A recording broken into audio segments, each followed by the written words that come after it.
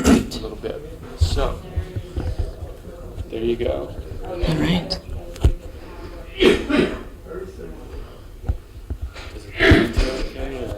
I think so. If you want me to hold this for 2 minutes.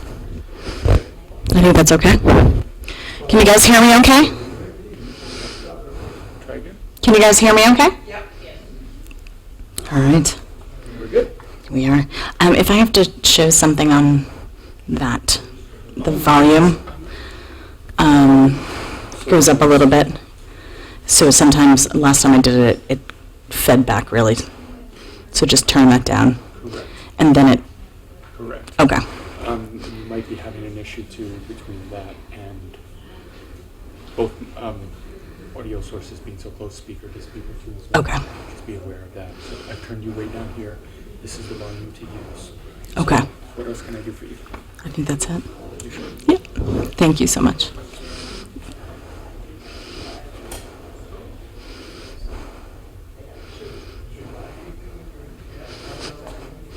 Okay.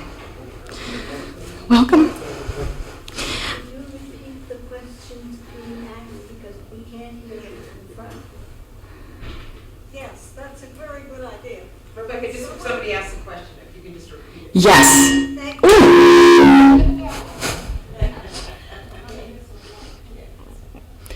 Okay.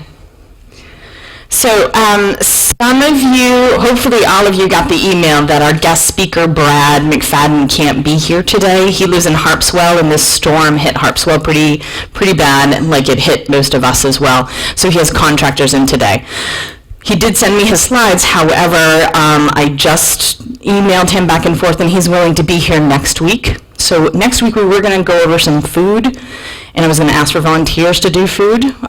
So next week what I'd like to do instead is maybe if someone would like to try some of the recipes on the platform that Paula McIntyre did, like maybe some of the breads and bring them in, that'd be great. Rebecca, do we have class next week, or is that the week we're off? That is the week we're off. So when I say, oh God, thank you.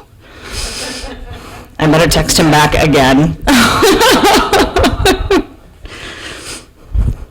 I'm glad somebody has my schedule straight.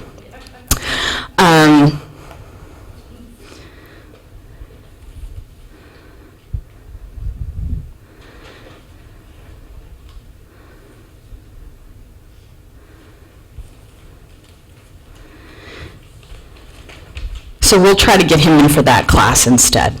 So rather than focus on food and literature that I was going to do that week, we'll have Brad come in, because I think that his presentation about his archaeology project and my talk today, which will lead into, is kind of the build-in to how we arrived at the McFadden site, is a little more powerful when it comes from him, and it talks about his experience. And the Augusta group heard that last week, and I realized that it's much better coming out of his mouth than definitely out of mine. So I don't want you guys to miss out on that.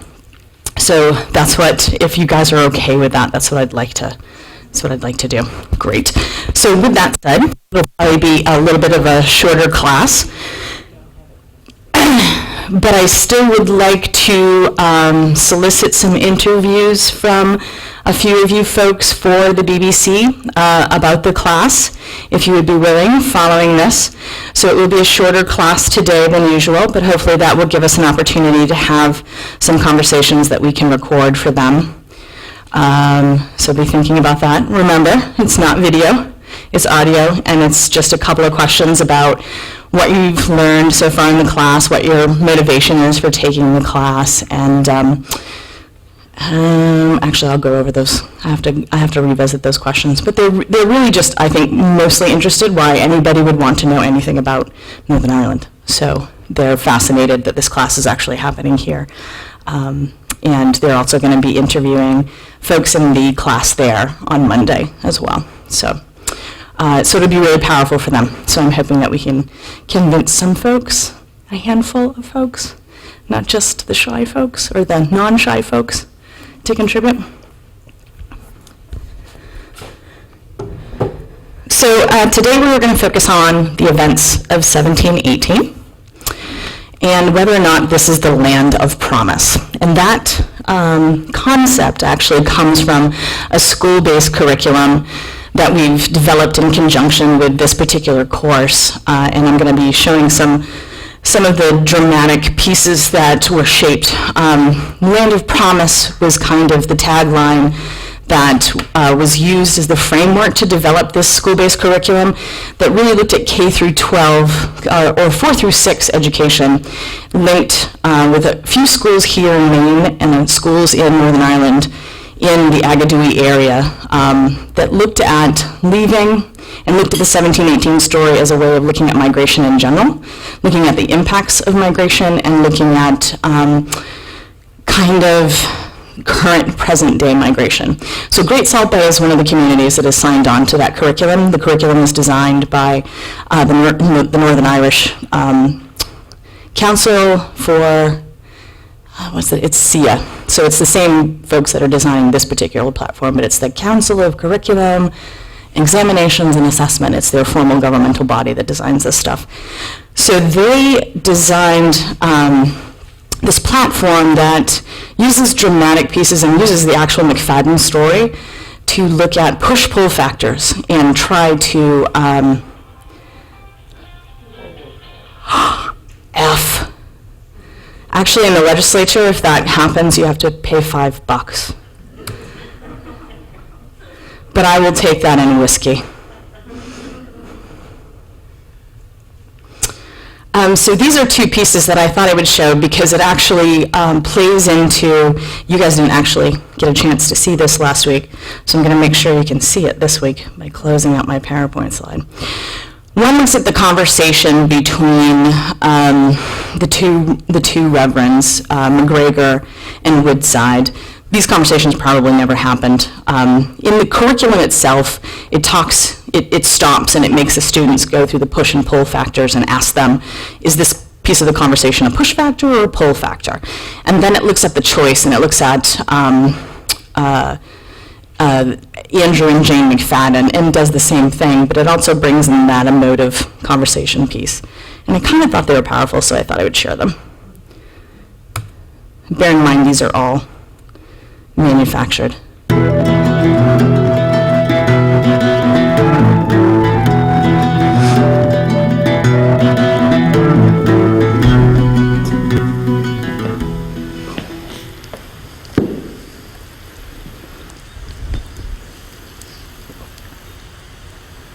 Have you been thinking, Reverend Woodside? Yes, I have, Reverend McGregor. I've given a great deal of time and prayer to what we spoke of. And I've come to a decision. well, that much is obvious. Otherwise you'd not be standing here. I made it my business to speak with those from this area whose families have already embarked upon the great exploration to this new world of America. They have said that their relatives have sent word back that the journey is treacherous. Many in my congregation have never so much as been in a boat. Yeah, the journey will be rough or smooth. You have no need to go to sea to find the truth of that. But the rewards of the hardship of 8 weeks at sea seem minute in comparison. You sense a sea change in you, my friend. It seems that my mind and my heart tend that way. Many of the families have sent word back that they've been well received. And that bears out the stories that I've heard from other families with connections in America. Yeah, there's a great eagerness to have us, especially a sizable community such as ours, which would wish to send itself on that great journey because of our plight. Yes. And we'll face no such disadvantages to our Presbyterian ways in America. And that is a marvelous thing in itself. And furthermore, there's places such as Massachusetts where new arrivals are given land to settle upon. In fact, I've heard there's so much land and so few with the skills to farm it. What they need are people to tame their land, just as we've done here in Ulster over the last 100 years. I really think this is a chance for a new beginning, McGregor. The climate's very fair and the land will be hospitable to us. It's a wonder that I ever doubted you, Reverend Woodside. I must admit that I've doubted myself. But many have left these shores and I find it hard to find any ill reports of what they've found in this new land. Oh, I've put my faith in God and He has spoken to me now. And he has said that this new land is for us. And I'm convinced of it. Then why did you falter in doubt when you came to see me? Oh, it is a weighty decision, Reverend MacGregor. And to advocate that upon our people, to have them put their faith in our leadership, is a decision of great trust and responsibility. In God, our trust. But you are committed now, and you must use your newfound zeal to convince others in our community. You own yourself, you had your doubts, but you're convinced now, and you must convey that message to others. Now, there are those of our people who see the inequality between ourselves and our Anglican brothers and sisters.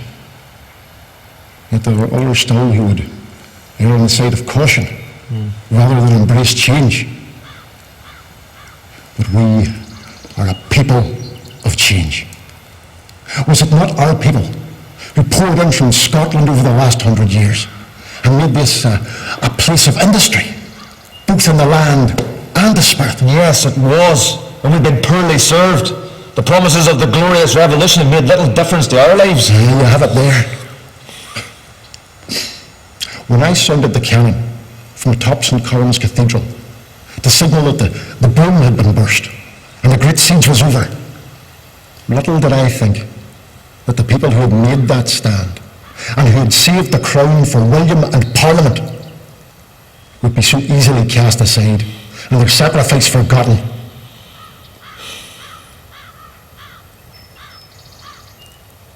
And now we have this new chance. You're right. This is an opportunity. The gateway to a new and better life. Come, let's prepare.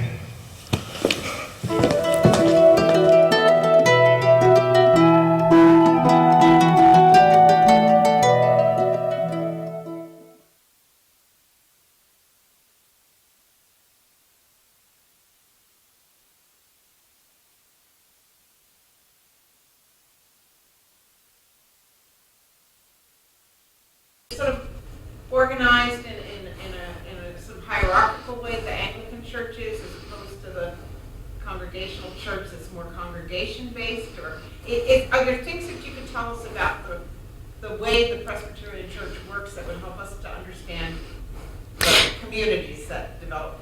Yeah, so in Ireland and here. So the key piece about the Presbyterian Church and the reason that it was a threat to the governmental structures was that it provided an alternate source of authority. So there was a congregational piece that was an element to that, and then you had a locally chosen representative. So these two individuals would have been somebody that had the support and trust of that local congregation to represent them. It wasn't so much in the Anglican faith.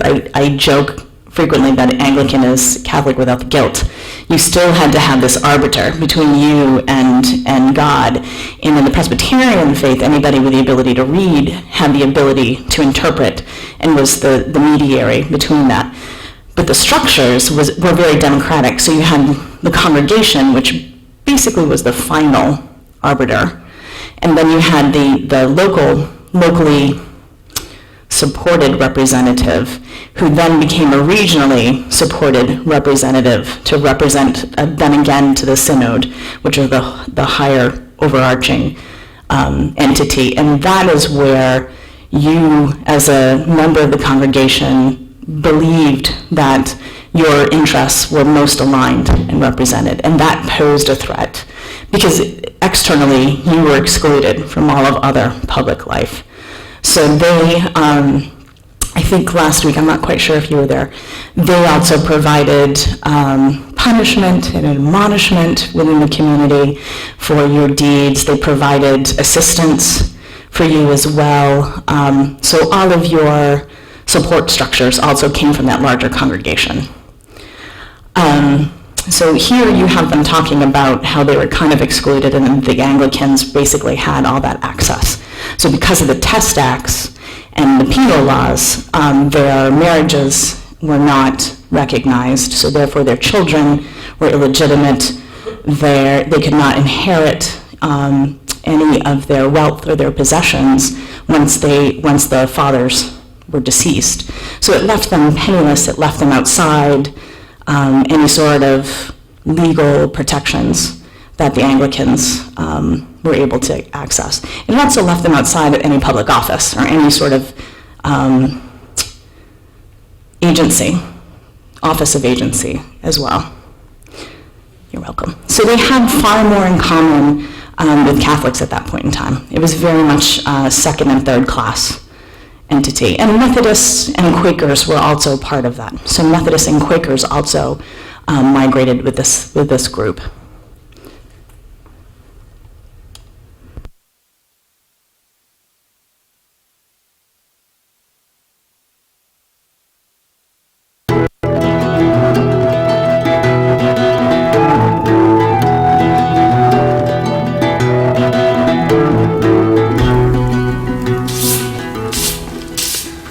Much longer is this to continue? What to continue? No, fine, what I mean. No? There's nothing. Clearly not nothing. I just don't see why you're pushing so hard for us to make this journey to America. There, I've said it. You were as favourable as I was towards it when Reverend Woodside spoke to us about it. We both put our names on the petition to the American governor. Is this change of heart the reason we've been quiet the last few days? It is, Andrew. I know how much you want this for us, but I am not sure. So you'll admit it's nothing that I've done that causes your present mood? No. And yet we find ourselves at odds with each other over the future of our family. Why is that, Jim? I am not sure that this move to America by our community is right for us. It's very dangerous. 8 weeks at sea and we have young Andrew only 3 years old. We are to commit him to such a treacherous journey. What if he were to fall sick? He's a sturdy lad. He may fall sick here. At least here he would not be pitched and tossed upon the sea. This is his and our opportunity. Not to mention there are children that might follow. What as if we're doing it on our own? Most of the congregation are making this move. We're with our friends and family. Not all our families. No. Not all our family. You will recall my father has said he will stay. But in the same breath he made that decision for himself, he also said that we should take this opportunity. He is old. He knows he could not stand the rigors of that journey. I would never see my father again. It is hard. But there'll be those that will be left behind. More and more. 319 people signed that petition for America. But only that number will take that journey. Many others have had their second thoughts.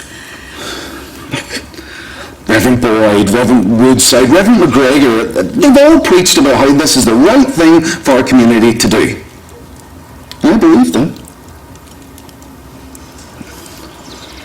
The parcel of land that I've worked for 12 years, and that you joined me on, it's come up for negotiations. And I hear rents are to be raised again. We have to take this opportunity to have a piece of land that we can work without persecution and oppression. We have to make this move for the future of our families, if not ourselves. It's very frightening. My fear is what will happen if we remain. Our people have not been treated fairly. We can't hold office. marriage, well, it's illegal in the eyes of the law. And they can't inherit. But if I was to leave this earth tonight, all my belongings that I've worked so hard for would not go to my children. That's not right. It speaks to the reasons why we should make this move. Besides, something we've always done. My family came from Scotland in the settlements with Montgomery. And things didn't work out in the east of Antrim, and they moved to the Bann Valley. Oh, and your great-grandfather, well, he came over... Came with Monroe to put down the rebellion in 1641, and he also stayed. I heard those stories many times. I know you're right.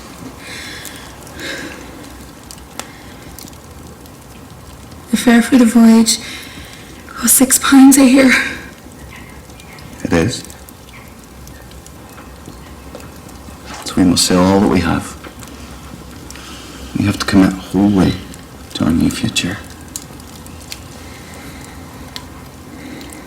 We take only what we can carry. I will bring my spinning wheel and leave all else behind. I will commit to this with you, husband. I know that you're right, but it will be hard. With God's help, we'll make it work.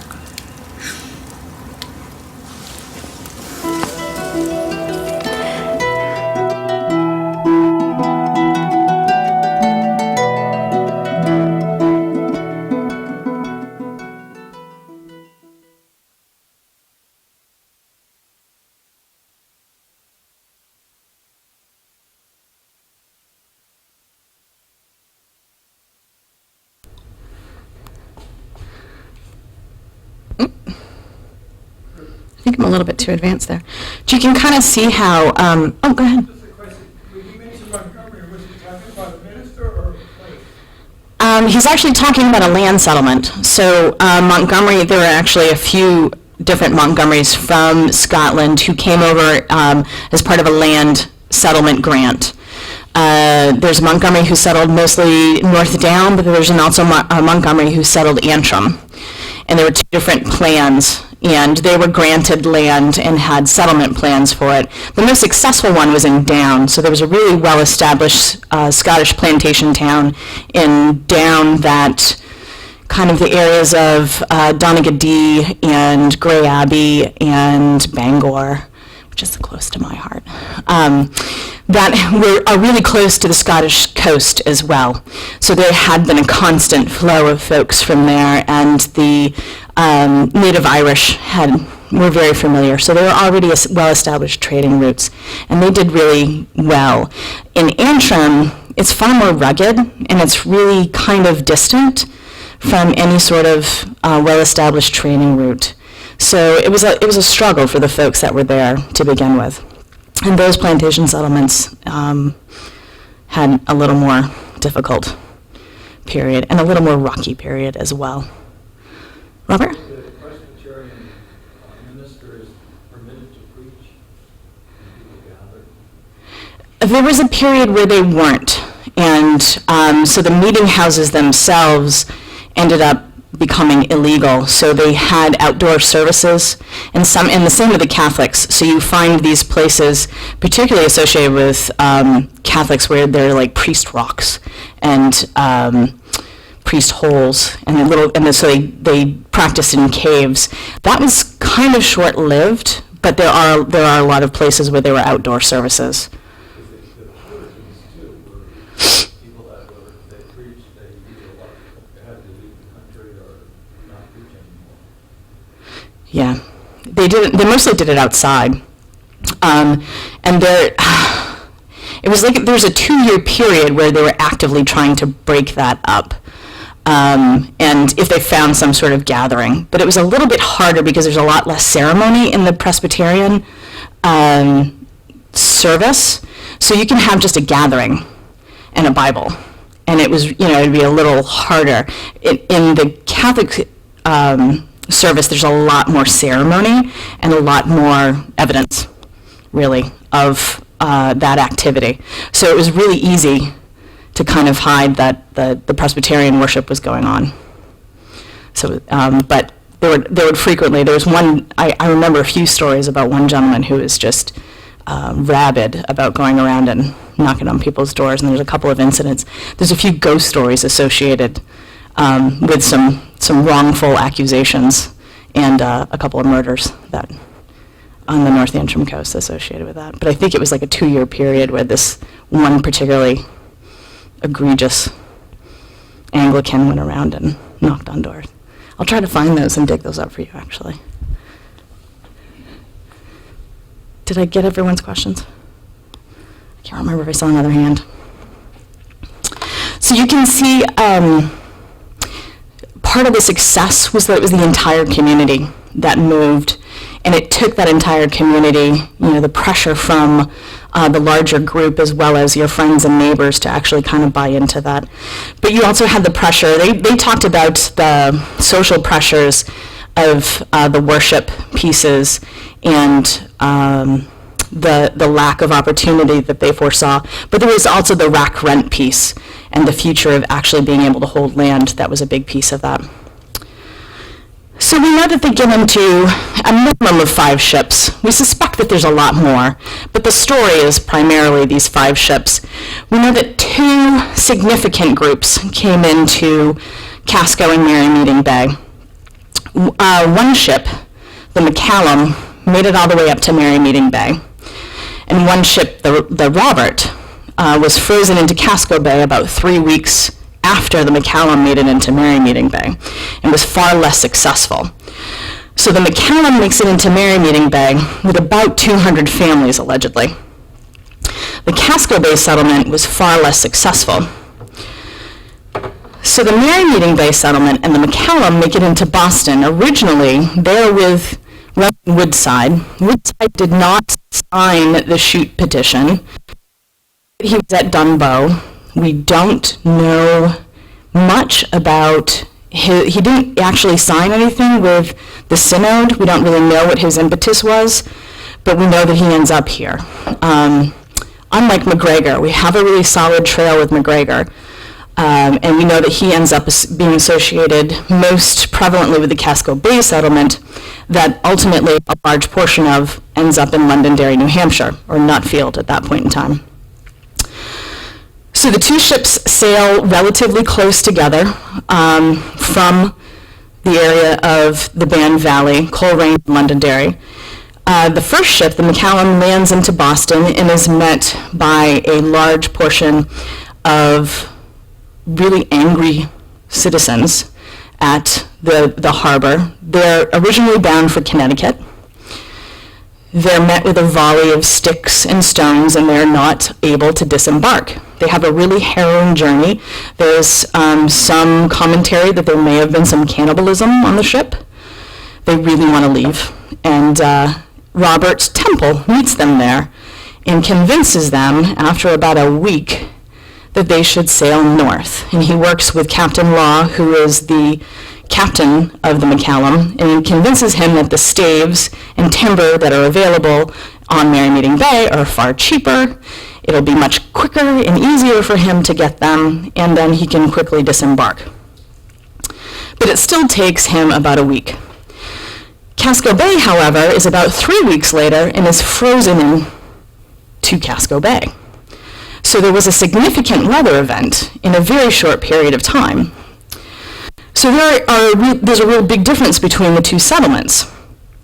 So the difference as well has to deal with the fact that there were land agents involved. There was a real structured plan to settle Mary Meeting Bay, and it starts with them when they landed in Boston. And then Casco Bay had really bad weather timing. 3 weeks made a huge difference between those 2 particular landings. There was also no structured land agents that were involved in Casco Bay.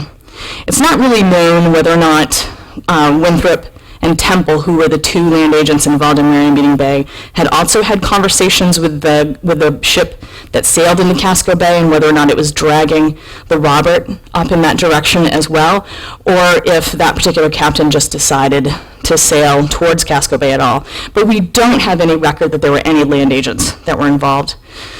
They also end up not having any access to any sort of supplies when they get there.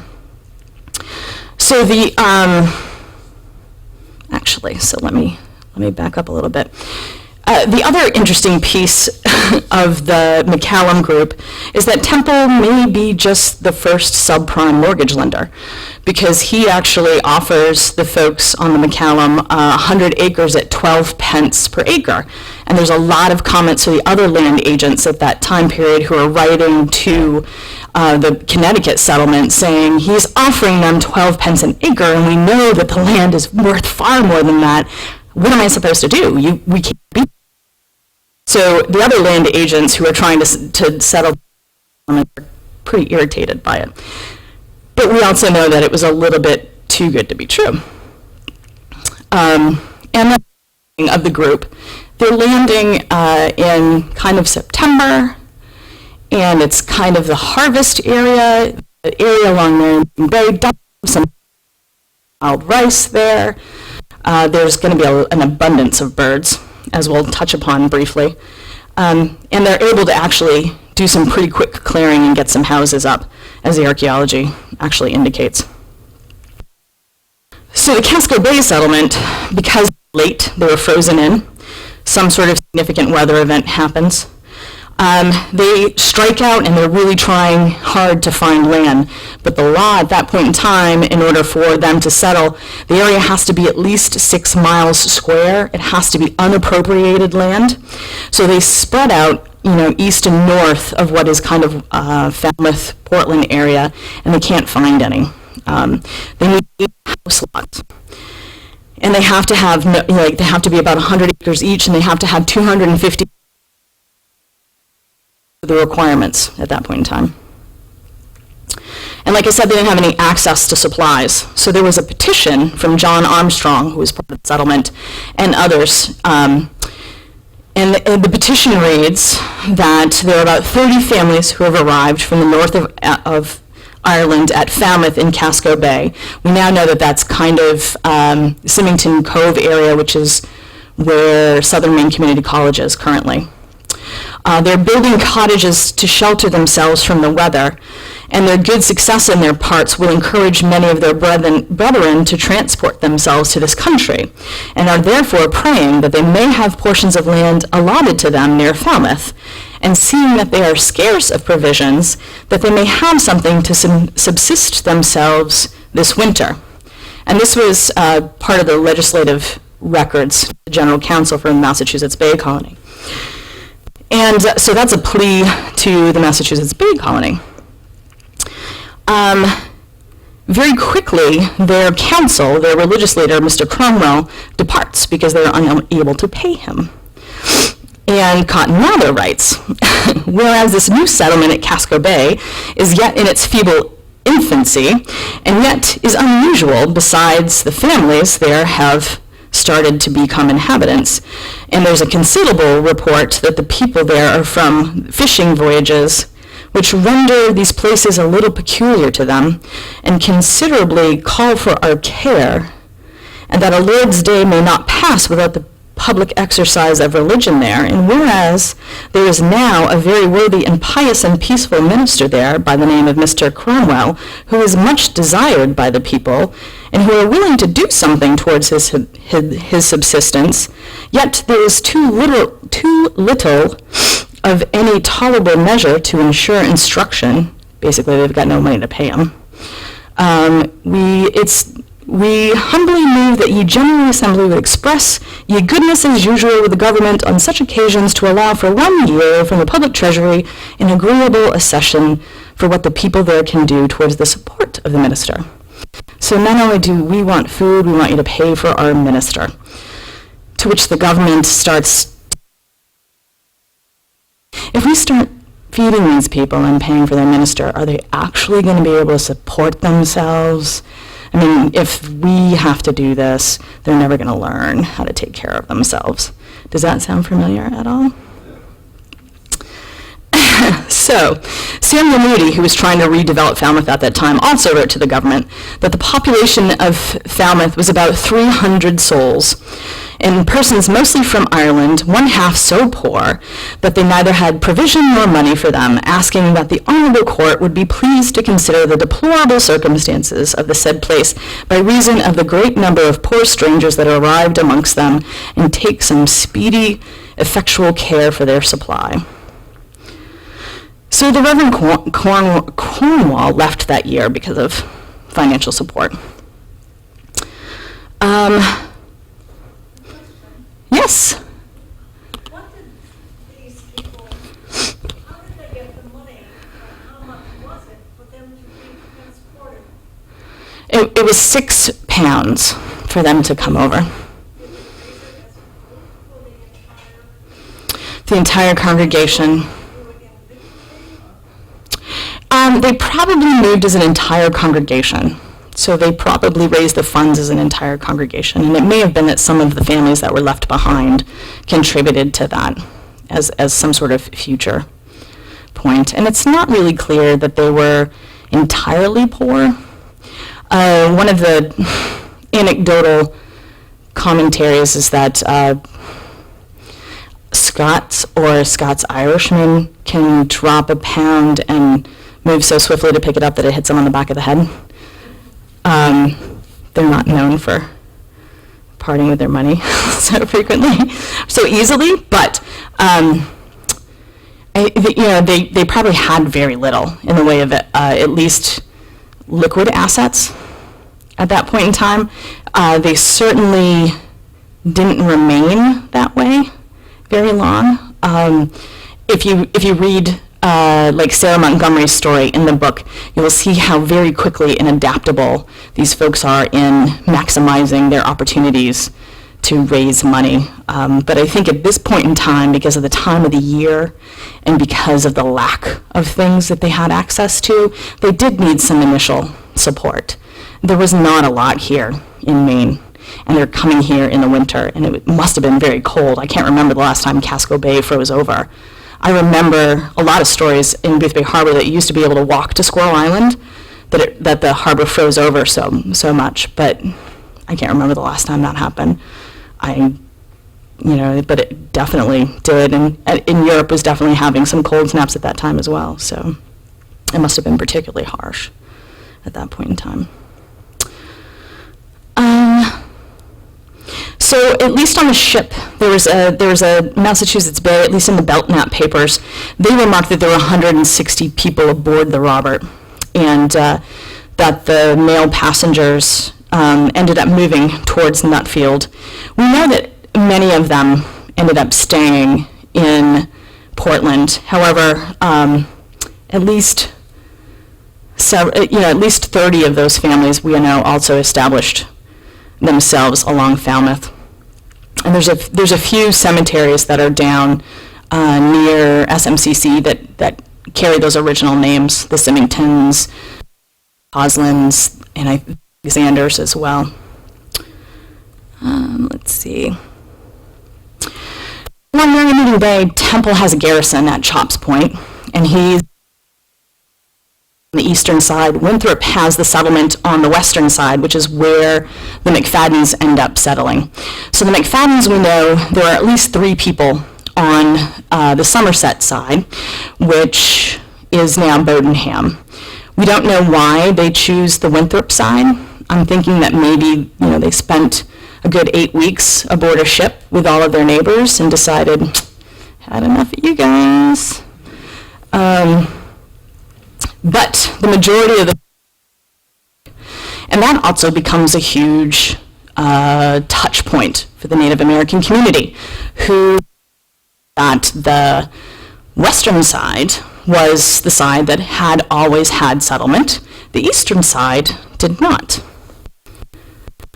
So we know that the houses were established really quickly, and that the community did have ample enough resources to deal with the shift in the climate.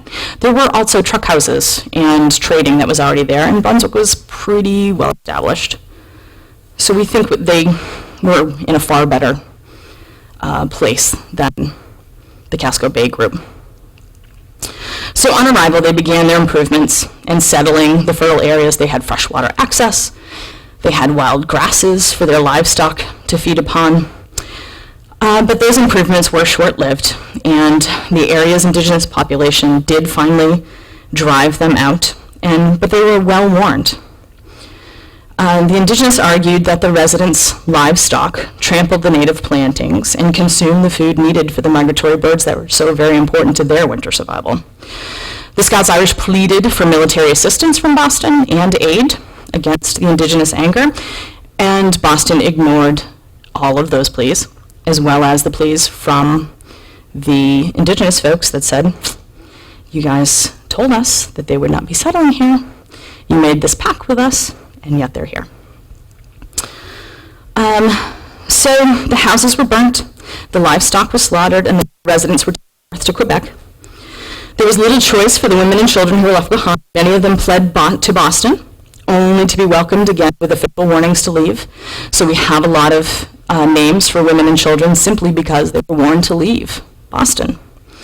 Governor Shute ignored all of them and called the residents traitors for leaving their houses. Some of the Scots-Irish came back. Andrew and Jane were two of them. They moved to the more populated areas of Georgetown. Some of them returned to Brunswick. We also know that some of them flowed to a secondary settlement that Dunbar had settled in this area, both Boothbay and Damerscotta. Puritan intolerance for this particular group remained really, really strong. And we know that the Casco Bay group moved towards Nutfield. So they really couldn't find any unclaimed land in southern Maine. So they ventured on towards Merrimack and Haverhill. And they were really looking for a fertile tract of land. They found one, or they heard at least of one, that was covered in nut trees and was about 14 miles north of Haverhill's meeting house. So James McKean and James Gregg and a bunch of others set out on horseback to explore that area, and they ended up calling it Nutfield, which is now present-day East Derry.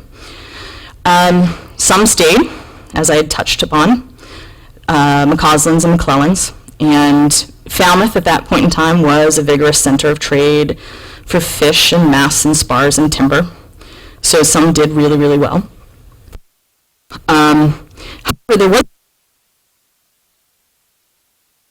there is a really interesting story that is written in the history of Haverhill that talks about these Irish settlers who tried to stay, and they were set upon while crossing the river, and the women and children were thrown off the boats to the delight of the onlookers, and one of them wrote a poem, so I thought I would include it. It says, "They began to scream and bawl, and if the devil had spread his nets, he would have made a glorious haul." So there was lots of sympathy for this group who was not even welcomed there.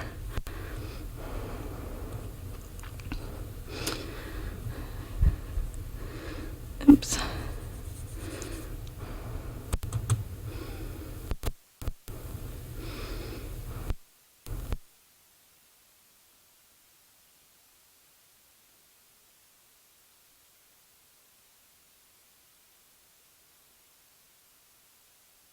So I guess what's most important to highlight is because of the story of this transition to Nutfield, that ends up becoming the kind of the dominant narrative of what happened to the Scots-Irish in New England, that they moved to New Hampshire and that was it,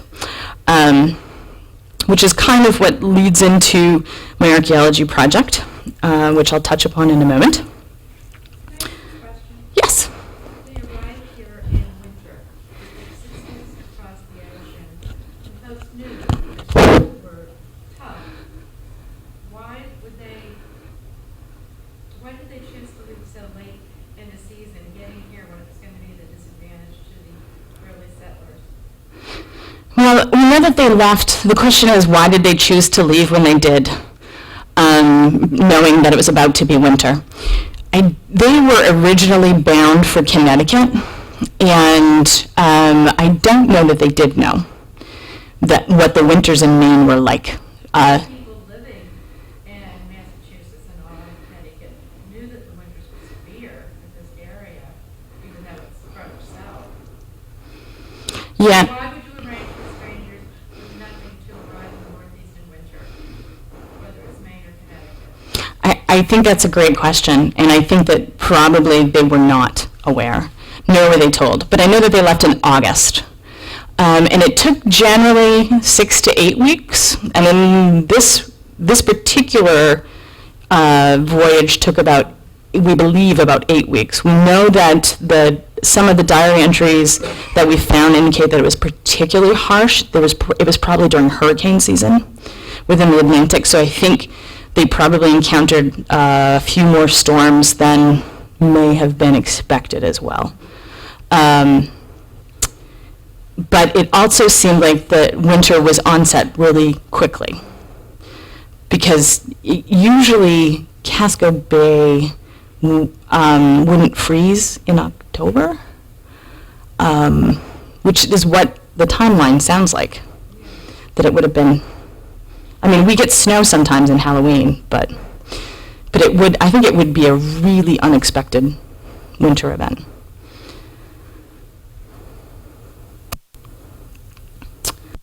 So I think the reality of immigration for this particular group is touched upon in a number of ways. We have a lot of folks that were writing in the period. While we have this group that's being welcomed by this petition, we have a bunch of folks that are writing about how they're going to eat them out of house and home. So Leechmere, who is also the same gentleman who is writing about how Temple is undermining the Connecticut settlements by underselling the land, writes that these Irish will eat us all up out of provisions, and that they are so extravagantly dear and scarce of all sorts. There's too many immigrants coming in, and there's not enough resources to feed them. On December 1718, the selectmen do order that the public granary should be open for the, but wants to limit the amount to that should be sold, and then sets the rate at what shall be sets the rate of what it will be sold per bushel. So it also increases the rate. So wheat increases from 6 to 10 shillings. So there's a marked increase. And then the final warning comes for the Cork settlers. You have 150 Indians that come down bearing a missive to the governor of warning them specifically that in 3 weeks, that if he doesn't remove these folks, they are coming down, and that they're going to slaughter all of the cattle and destroy the dwellings and possibly kill anybody that resists. So the response is, stay in your house.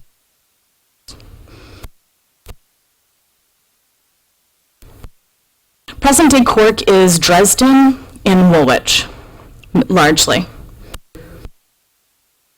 I suspect that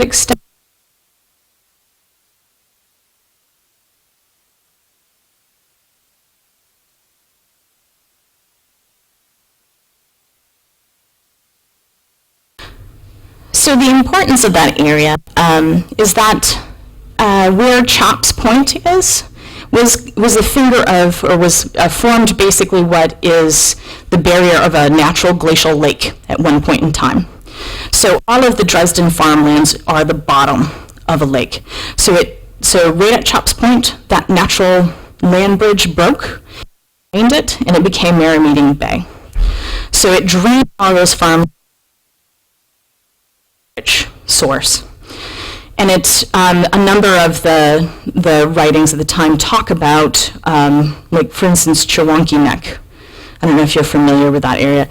It means many duck waters. So there's a lot of wild rices along Merrymeeting Bay, and there's a lot of ducks in the fall that come in there. It's a really prime duck feeding area, and when you have a lot of livestock feeding on the those grasses, you're also kind of killing what is really great food for those migratory birds. It was really important for the indigenous community, for their food sources for the winter, for their overwinter. And it also provided, the next generation important feeding grounds for and then again we had Chief for that Cork settlement because of those protection of the resources. His petition at the time that Shute was negotiating with him in 1716 at Arousik is that no houses or settlements be made eastward of the Pemaquid or above Arousik, and that the house at St. George should be removed to Pemaquid, and that at Richmond to Arousik, and trading houses. We don't remember any settlements in St. George, he continued. We remember pretty well as long as we remember that the places of the garrison stand with long, great trees. So they're harvesting a lot of great timbers, both for resources for Boston, but also for Royal Navy. And they want those areas to be pristine because they're really dependent upon them. And this picture actually was taken a couple of weeks ago at my friend's wedding at Chewunky Campground. And you can see how those grasses are really, and those are migrating birds just above them as well. Totally not staged. So the frontier economy was really important to the settlers as well. And trade was established almost immediately by the folks that settled along Merry Meeting Bay. James McCobb later became the commander of the McCobb Regiment for Lincoln County, established a shipyard right near Popham along the Kennebec. David Gavin, who also came over with the 1718 group, established a boatyard in Brunswick. And the timber mills milled the timber for the settlers along the Cathants River. And that was really important. We believe that the timbers that made the McFadden residence came from the Cathants River lumber mill. And timber harvesting was the main operation in the land and for livestock as well as for the houses and providing fuel for warmth. So large swaths of land were able to be cleared of trees in a really short period of time. Given the implements of the day, it's actually quite remarkable. And William Cronin estimates that it takes about 20 to 30 boards of wood annually. His book, Changes in the Land, is something because it looks at how settler contact actually shaped the way indigenous people changed their relationship with the land as well, how we kind of taught them to revalue the things that they had basically used in a utilitarian way. And a cord of wood's basically about 4 feet wide by 4 feet high by 8 feet long. So 1700s forest, it was probably about 20% of the, or about 14 inches in diameter. So it'd be about 2.5 trees of that size to make a single cord of wood. And 50 trees would need to be harvested and processed without the benefit of anything basically beyond manual methods of kind of like stripping.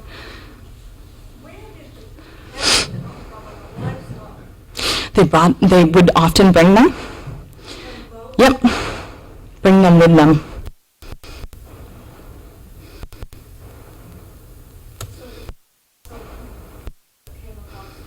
Yes. For a source of warmth.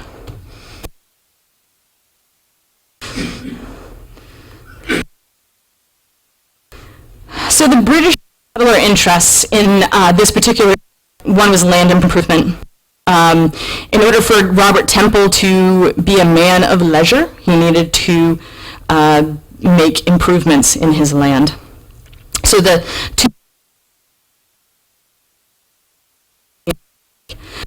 which was the main colonial highway. Side it was Cork, named by Temple, and on the west side it was Somerset, named by Winthrop. They were both remote but really strategic to the colonies and the crown, but for access to the eastern frontier, which seemed like an endless supply of timber. But the is really deep, and it's a tidal river with really productive lands. And the residents really later recounted that the river was filled with ships for trading, and often from really distant locations. Jane McFadden testified that she didn't know of anyone other than 3 families that lived beyond where she did, but she talked about the of the river. She also saw a lot of fishing vessels that filled the Kennebec to harvest those fish.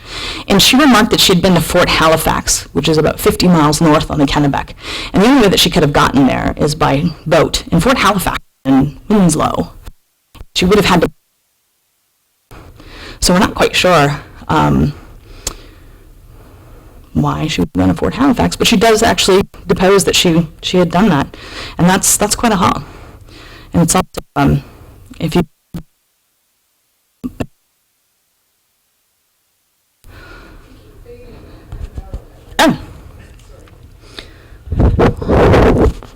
Is that okay? Is that working? Yes. Okay.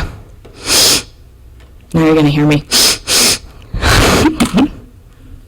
So the Cork settlement's physical location has been a dispute amongst scholars for a long period of time. The Reverend Henry O. Thayer wrote in 1893 that the popular belief of the location of Cork was incorrect.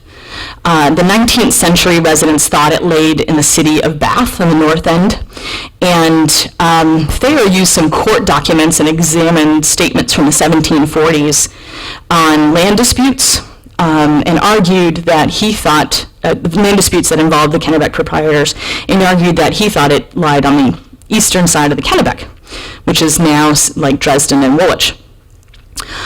And the original landowner for that was Robert Temple, and he provided another source of legal documentation for that.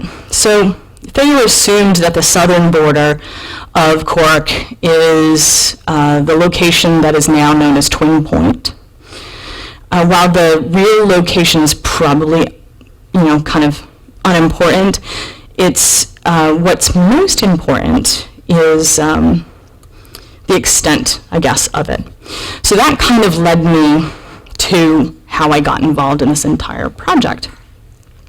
I took a archaeology fieldwork course with this gentleman named Barry Rodrigue, and on the first day he clocked me and said, "You, Smiley, why are you taking my course?"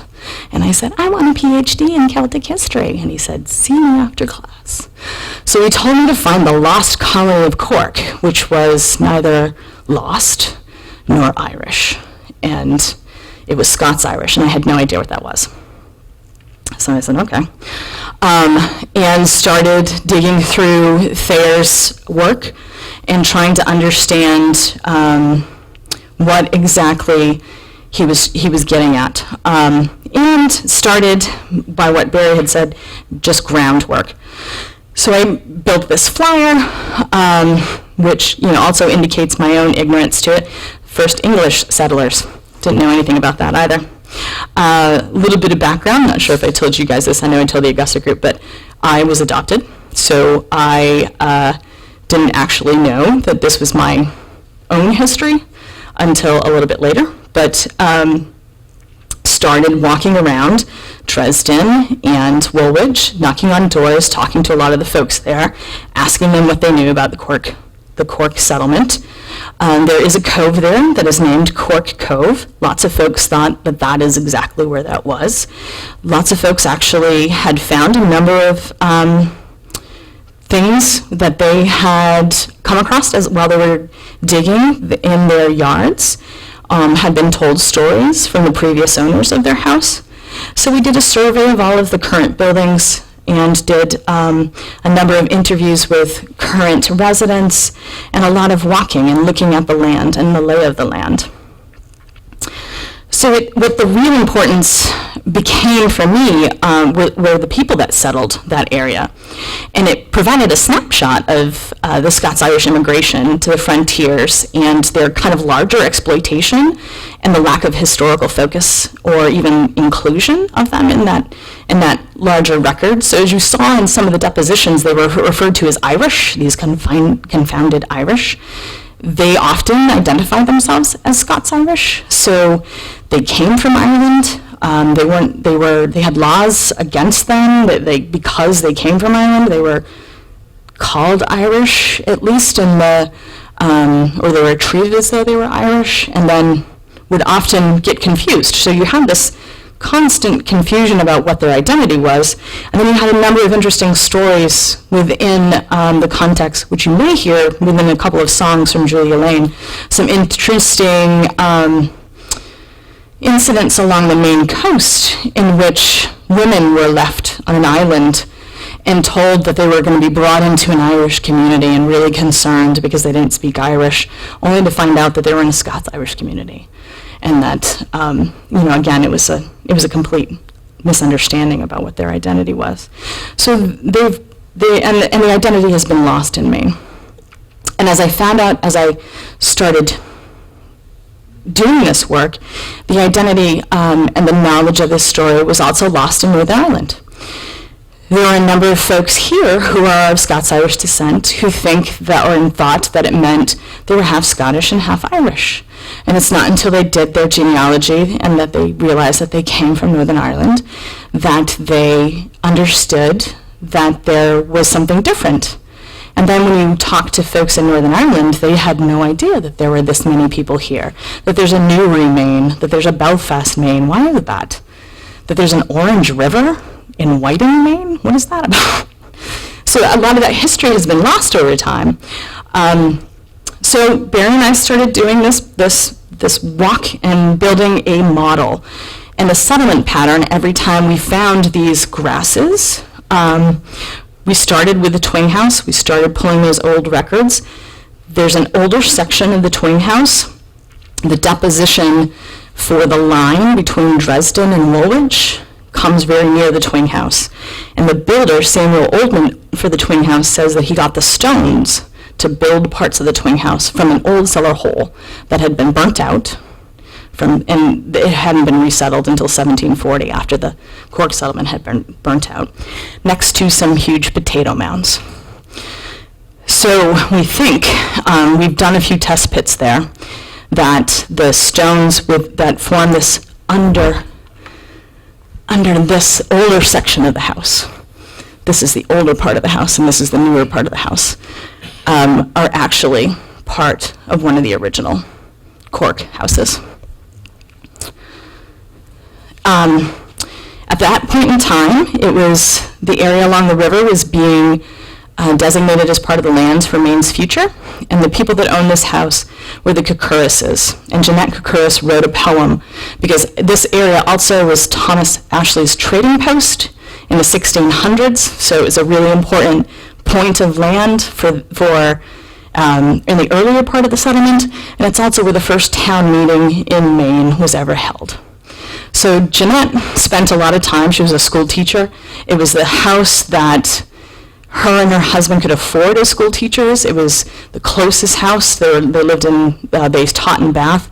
It was the closest house to Bath that they could afford. They had one car. They spent a lot of time breaking down and thinking about how hard it was to get into Bath with a car and how hard it would have been for the folks that lived there without a car. So she wrote some poems about the folks at Cork, which I thought were really, really powerful. And it was that relationship to those folks and the people that lived there and thinking about that really made me care about those stories and realize that those stories really needed to be told. And this is a sign, the first government established by the Plymouth Company in Ashley's Trading Post, May 23rd, 1654, later to become Twings Point, and here Arnold stopped on his way to Quebec. And that's Barry and Barry's dog. So this is how we started developing the settlement pattern. Everywhere we would find this point of land, we would find a crib wharf. Often we would find a burial ground. And then we would find a cellar hole. We would often also find This is actually some tree growth within a cellar hole that tells us when the house probably was last occupied. Based upon the diameter, you can try to tell how old the tree is within that cellar hole, so you can kind of get an idea of the age of the cellar hole. So there's always flat farmland. There's a cove and marsh grass. The view from the water has a really broad view, so you can see the threats that are coming from within the water, because again, this would be the highway. And there's often rice and grasses nearby, which would be really important for the farm, the grazing animals as well, in a significant point of land. So it's this model that we started working from to find some viable places that we could apply or try to find a site that we could excavate. Now, because the Dresden side also has significant farmlands on it, there's not a lot of places that haven't been heavily plowed. There were 2 places that we thought had some significant potential. One of them, we could not get landowner permission. A lot of folks feel like if you identify an archaeological site, that somehow prevents you from being able to develop your land. Unfortunately, that's not the case. No one really cares at the governmental level about this stuff. If the government owns the land, they have an obligation to excavate and do a survey on land, and you can dig it up. But for private development, all they ask is that a survey gets done and that stuff gets documented. So, we've identified it, it's documented, but no one's going to stop any sort of development. There just isn't that passion for our history in the same way that there is in Europe, where there definitely probably would be some problems with that. So we applied. We knew that we had a map that was done in 1722 of the Winthrop side or the Somerset side. We knew that there were 3 houses on this particular point of land, but that is now called Centers Point. And that is where we applied that same predictive model and where we end up finding Brad's story. And that is where I'm actually going to stop, because I'm going to let Brad tell the rest of that story. But just to say that Pam Crane joined us to do a couple of test pits on the other viable site, and we had found that it had actually been disturbed and didn't actually fit our model. So the one that probably held the most promise for us is the one that we just couldn't get at. So it's there. Maybe we'll convince somebody in the future that we can, so we can actually have a court settlement. But during that whole process, is when I had actually had a conversation with my biological aunt, and she said, those are your people, right? And I didn't. I didn't know that this was my story too. So maybe that's why it resonated. I don't know. But I think what probably is most important for me, and it seems to be most important for lots of folks in this, is that these stories are the ones that are untold, and these stories are the ones, these people haven't left. These are the people that are still in our communities. And it's really clear to me as I dig into the stories of Maine in general, that these are the people who impacted and shaped Maine and are kind of responsible for all of our really odd characteristics that I cherish. And hopefully you do too. But, go ahead. If one were interested in the survey that you did, where would a copy be found? Or Maine Historic Preservation at Augusta? Yeah, all of the survey records, these guys are part of the Maine Historic Preservation, and I assume that they're part of the public record. I mean, they're not very sexy by any stretch. They just give you this. They give you the site record and tell you what it is. So it's just part of Maine Historic Preservation. And Leith Smith is the head of that now, and Leith is great. Actually, he did He did a Fort Richmond article in the book. And also, you were talking about the numbers of people, and I'm really curious because I bumped into some stuff over the last week that I've been saving pieces of for a long time because I was following certain names, trying to connect them. You talked about how many people had settled, that there were only like 3 families on the west side, but there were many more on the east side. And some of the people I found Brokus and Hamilton Mhm. at near the Chops or just below the Chops with a 500-acre farm that Richie Love bought. Or no, he also had a farm there.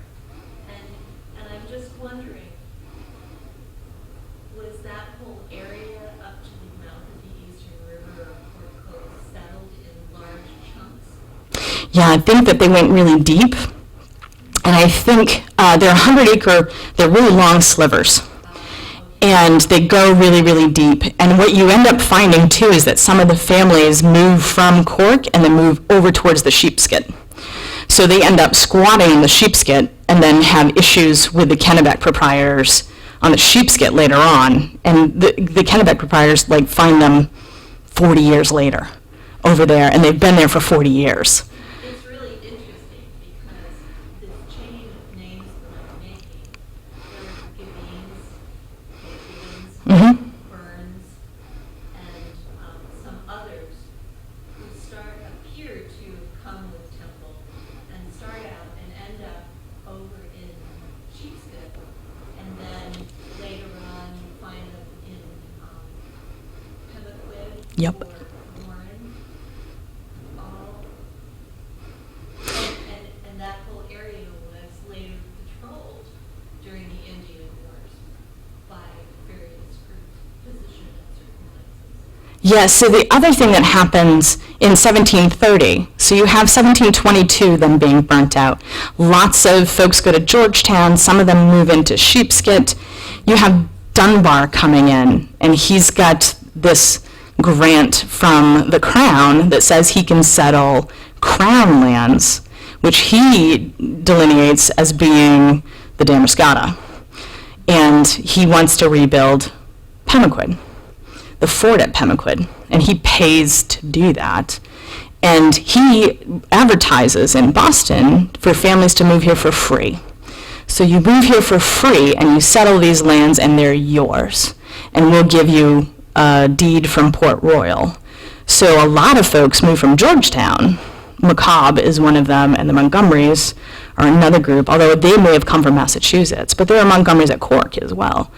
And they come and settle East Booth Bay, and a whole bunch of folks, I think, came as well. The Gavines, I think, are part of that as well, because there's a lady in Augusta who's searching for that same family that came here. I should connect you with her. And they're coming here with the belief that this guy who represents the Crown, clearly he must know what he's doing. So they're here and they settle, and then he up and because the Crown's like, no, that wasn't, you're not supposed to. But that's 16 years later, so they've been here for 16 years before that sorts out, and now they have no title, and now they're squatters. So I think the next 200 years are land battles about those titles. As the land areas along the Kennebec and the eastern, and other rivers, as they were laid out and became property of different families, did they lay them out so that they had frontage on the rivers? So the waterways Or the highway, yeah. the ways in the travel routes, and that's why on the maps you see basically rectangular with this shoreline. Yeah, let me see if I have a picture actually of a land. I had one, I think. And once they get underway with the settlers, that the rivers also become their way of taking products out to trade. Yeah, so this is a good one, I think, to show. So you can see here, this is the Moody, that's the Moody River, and you can see how long, they're basically stacked on each other, but that's your driveway, that's your road frontage, is along the river. Remember the together place where I can tell you we're getting from, because of, like the Orange Sheep, where the lots of 200 feet wide and 1,000 feet deep. And the ordinance says that you have to have road frontage to have a house lot. Some people want to keep just putting a driveway and adding a cousin and the mother-in-law and building houses on the backland.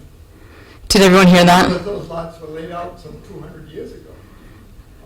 And also then the state came along right kind of, Shoreline zoning. the creek and said, oh, well, you can't build within 75 feet of the creek. So some people already have gazebos and things down there. So, yeah, these narrow lots can be a real problem that they was surveyed out a long time ago. Yeah. It's funny how history doesn't keep up with regulation.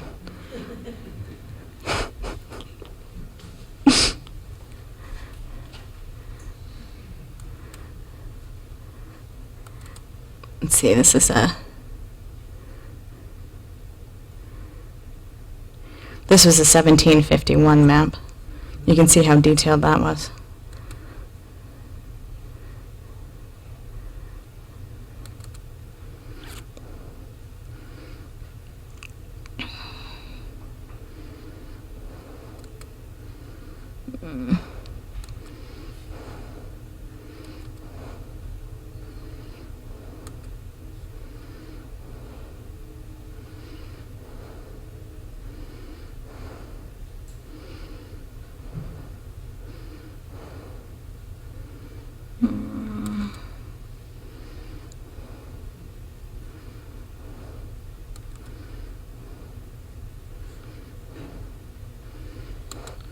I was wondering. Here's the 1719 Heath plan. That's what I was looking for.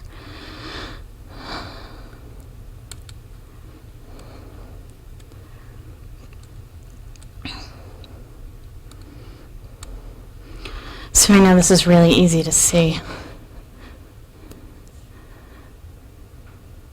What is the source of that? This is just a map that is at the Massachusetts Archives. And so this is Somerset. I don't know, because we haven't moved to Georgetown yet. So I haven't looked at a lot of that stuff. I saw that you filed, you have Nate Rogers. Oh, I'll look. So, Does that mean some families that you've done some? yeah, so John collects, like anytime someone connects with him, he will share whatever information that we have on a family file.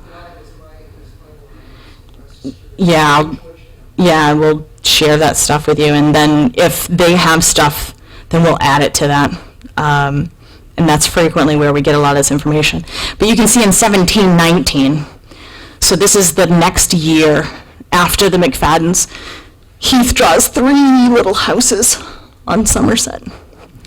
So as far as the time period for Cork, that's what we have. That's the map that we have. And he's only doing it, he's just doing it for that side. Rebecca, if we were going to try to go close to that area today, how would we get there? I mean, what would be the closest we could get? You can actually, I'm trying to think of what the name is, Center's Point. I mean, you can go down there. You can also go by water. There's here, I'll show you. Yeah, I mean, you have to walk in, and then it's private property. It's actually,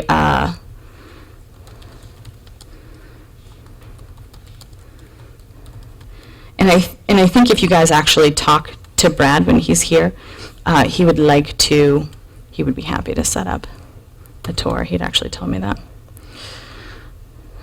So you can see, let's look at satellite. He's got some great photos, so I'm not going to show you them. You guys keep asking me to, essentially.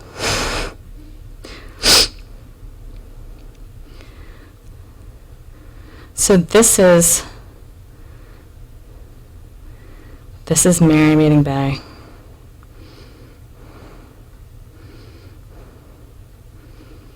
This is the Eastern River. So these are all the points.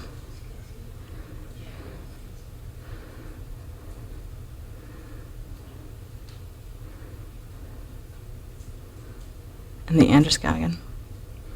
Days Ferry.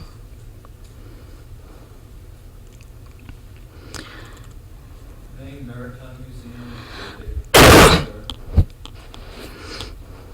Yeah, we want to actually set up a tour and do that.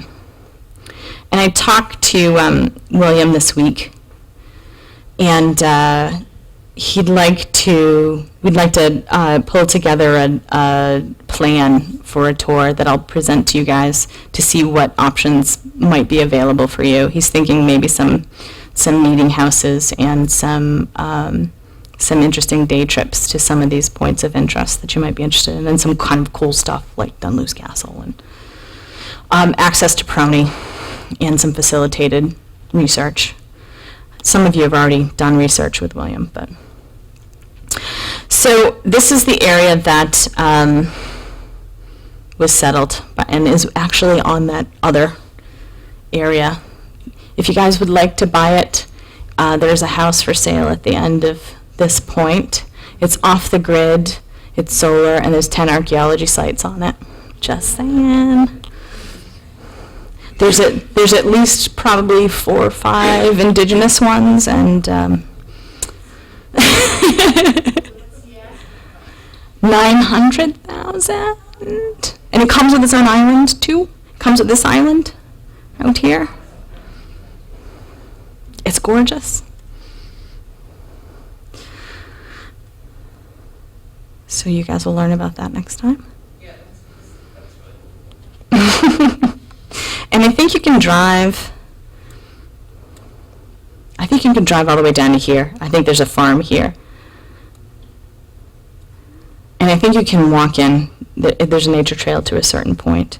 And then there's a gate that's barred off. But I think we can arrange a tour at some point in time. Maybe post-tick season.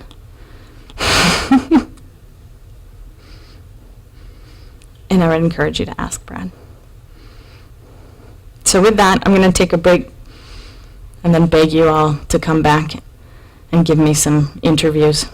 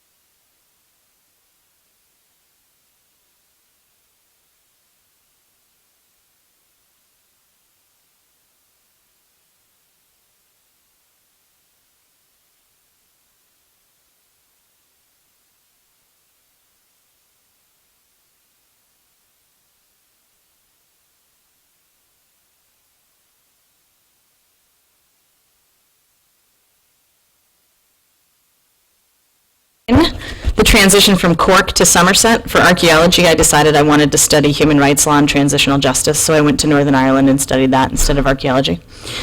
And Barry and I went down to Savannah, Georgia to present at this conference and met a bunch of colleagues from the University of Ulster who were first introduced, who had no idea that anybody in Maine was looking at Scots-Irish stuff and had no idea that there was any archaeology that was happening up here whatsoever. So they got really fascinating in this, and that's where all of this stuff kind of came about. So this has been about 10 years in the making. And now it has really kind of piqued interest. So there is still a lot of fascination on their part as to why. I think they get it. I mean, they get that Scots-Irish have had a significant impact on the United States. They kind of focus on the presidential piece, that there have been 16 Scots-Irish presidents. But they don't, maybe I think, understand the really profound impact of the ordinary. And those are the pieces, I think, probably that have a much larger impact than presidents. But that's just my own opinion. So Helen Mark, who did the BBC interview, has a radio show called Kintra. It's a weekly radio show that focuses on all things Scots-Irish. And Helen would like students from this course to answer 4 questions. And she'd like us to do this individually. So I would capture it with my phone. It's really informal. It'd be like 30 seconds of silence in between so that I can capture the background noise for their editing purposes. And then we'd stop, and I'll ask you each question, stop, and then ask the next one. So the 4 questions are, what are you enjoying most about the course? Tell me what it is that you've learned that's new to you. What on the course has surprised you the most? And why is it important for you to do the course? I see shaking no heads. Do I have anyone that wants to volunteer? Robert. Awesome. I promise it's really painless. They're going to eat up everything that you say. I've got 3. Do I hear 4? You got 4. Do I hear 5?